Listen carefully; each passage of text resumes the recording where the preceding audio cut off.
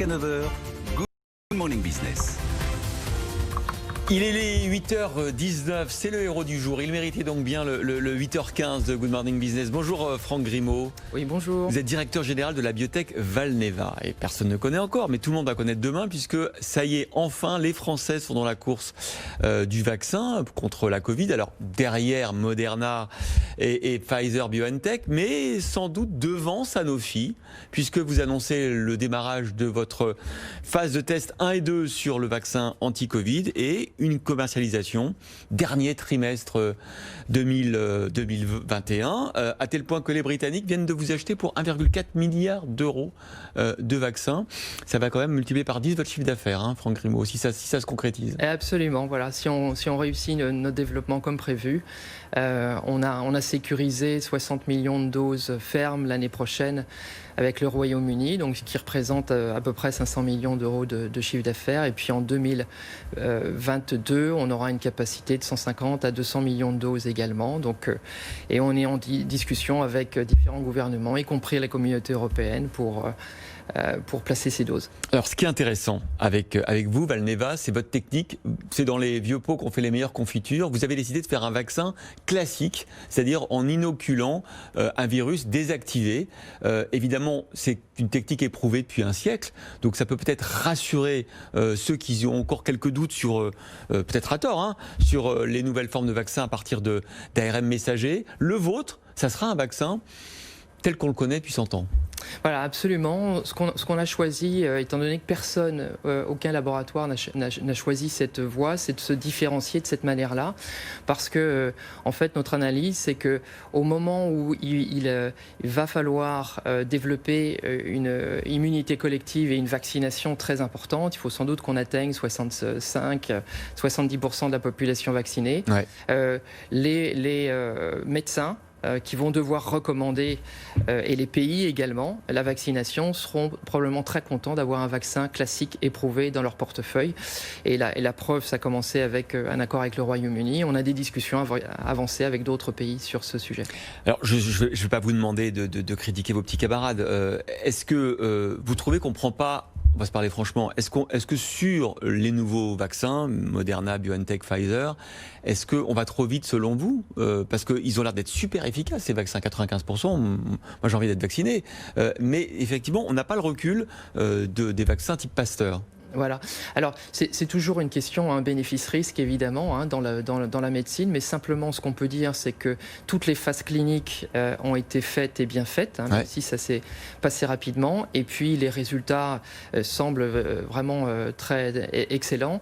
Ce qu'on peut aussi dire, c'est que les autorités médicales aux États-Unis, au Canada, au Royaume-Uni ou en Europe ne prendraient pas le risque d'enregistrer un vaccin qui ait des effets secondaires importants. Donc tout ça a été rempli. Hein. Donc c'est la raison pour laquelle ces vaccins vont faire partie de la première vague.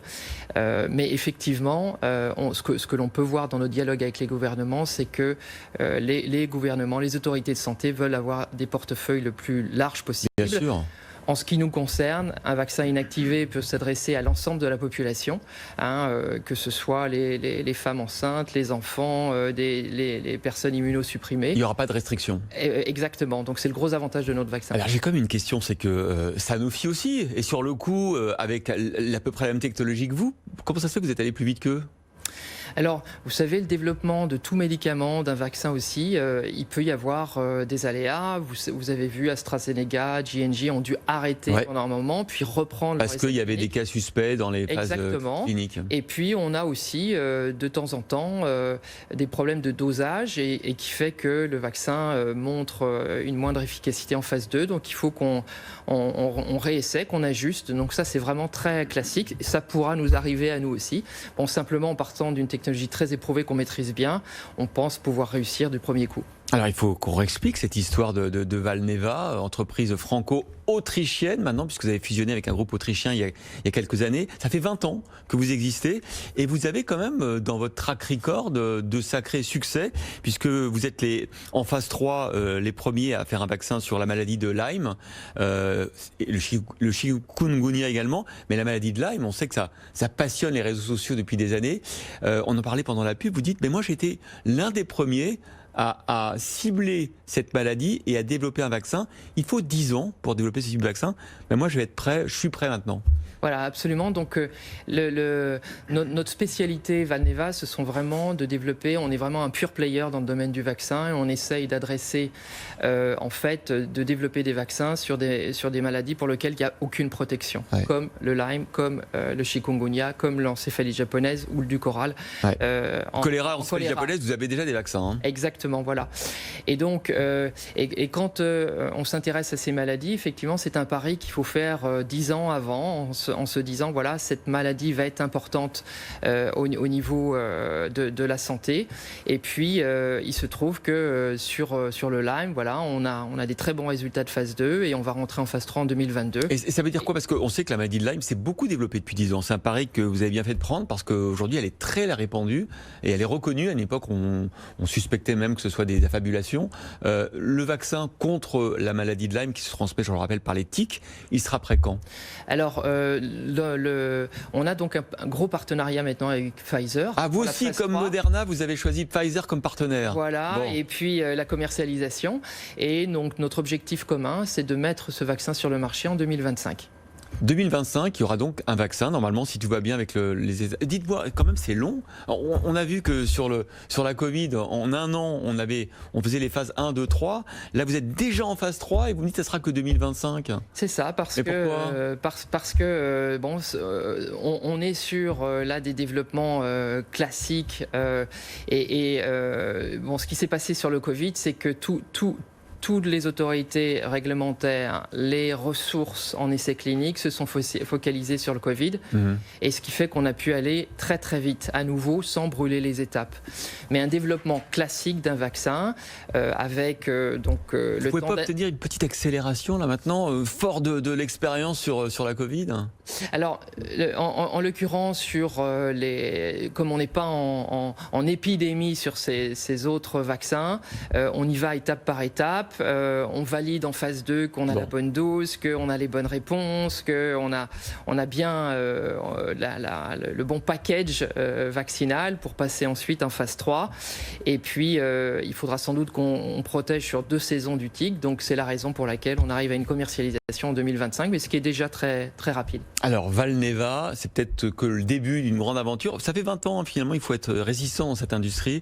50 millions d'euros de chiffre d'affaires l'an dernier, 130 cette année, 500 l'an prochain, 1,5 milliard peut-être en 2022. Ça y est, c'est parti. Alors, il y a avec Sandra Gandois, à 6h45 dans la French Tech, on recevait Laurent Lévy, le président de Nanobiotics, un de vos confrères qui vient de s'introduire sur le Nasdaq et lever 130 millions de dollars. Est-ce que ça vous inspire? Est-ce que la prochaine aventure pour vous, financière, elle est américaine? Alors, on l'a annoncé il y a quelques semaines. Effectivement, on a un projet de listing au Nasdaq pour à la fois, ça va nous permettre de lever de l'argent justement pour le financement de nos développements cliniques en cours et puis éventuellement nous permettre de financer les programmes qui arriveront après Lyme, après Covid, après chikungunya, parce qu'il faut qu'on commence à préparer la suite de notre portefeuille. Et c'est vrai que le constat aujourd'hui, c'est que pour lever en gros plus de 100 millions d'euros, il faut aller au Nasdaq. Donc nous, toutes les biotech européennes, on est en attente d'un Nasdaq européen qui nous permette de faire ce type de levée. Donc ce qui n'est pas le cas aujourd'hui aux États-Unis. Vous avez raison, et c'est à la fois c'est très prometteur. On est très content que vous alliez sur le Nasdaq et que vous alliez aux États-Unis, que vous poursuivez votre aventure là-bas.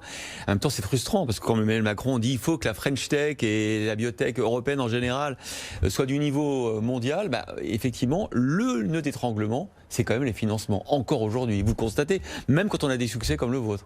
C'est vrai, et c'est pas faute d'argent disponible en Europe. Il y a ce qu'il faut. Par contre, ce qui nous manque, c'est une vingtaine de gros investisseurs qui sont capables de mettre des tickets de 50 à 100 millions d'euros, donc ce qui est beaucoup, pour faire des paris sur un médicament, la phase 3 d'un médicament. Et ces investisseurs, il y en a 1 ou 2 en Europe, alors qu'ils sont 20 à 30 aux États-Unis. Donc c'est vraiment la grande différence. Mais bon, ça vient. Tout le reste de l'écosystème est présent en Europe.